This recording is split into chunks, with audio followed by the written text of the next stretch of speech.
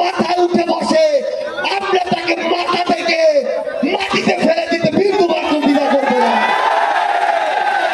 আমরা স্পষ্ট করে একটি কথা বলতে চাই, যে খুনিরা এই দেশের বাইরে এই দেশের মানুষের ঘামের হাজার হাজার কোটি টাকা পাচার করেছে, সেই টাকা ফিরিয়ে আনতে হবে।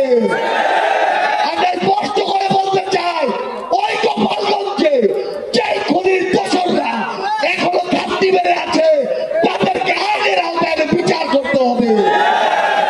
গোপালগঞ্জে এখনো কিভাবে আমাদের এই অভ্যুত্থানের যোদ্ধাদের উপরে হামলা হয়, আমরা প্রশাসনকে পুলিশকে স্পষ্টভাবে বলতে চাই, পুরো বাংলাদেশে আমাদের এই যোদ্ধাদের ফ্যাসিস্ট বিরোধী আন্দোলনকারীদের নিরাপত্তা যদি না দিতে পারেন, তাহলে ওই চেয়ারে কোন আইন শৃঙ্খলা রক্ষাকারী বাহিনীর বসে থাকার কোন অধিকার নেই।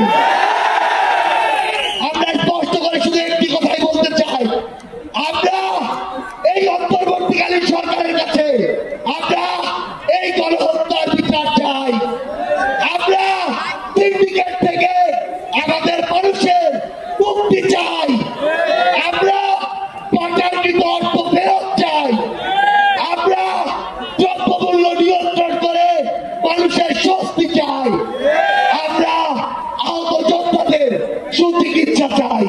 পরিশেষে শুধু একটি কথাই বলবো, যে শব্দ নিয়ে এত মানুষ রক্ত দিয়েছে, এত মানুষ জীবন দিয়েছে, যে কেউ সেই সচিবালয়ে বসে হোক, পুলিশে বসে হোক, অন্য কোথাও বসে হোক, যদি সেই শব্দের সাথে স্পিরিটের সাথে বিন্দুমাত্র বিশ্বাসঘাতকতা করার চেষ্টা করে, তাকে সমূলে উৎপাদিত করতে হবে।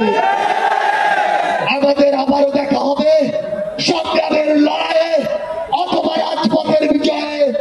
ইনকিলাব।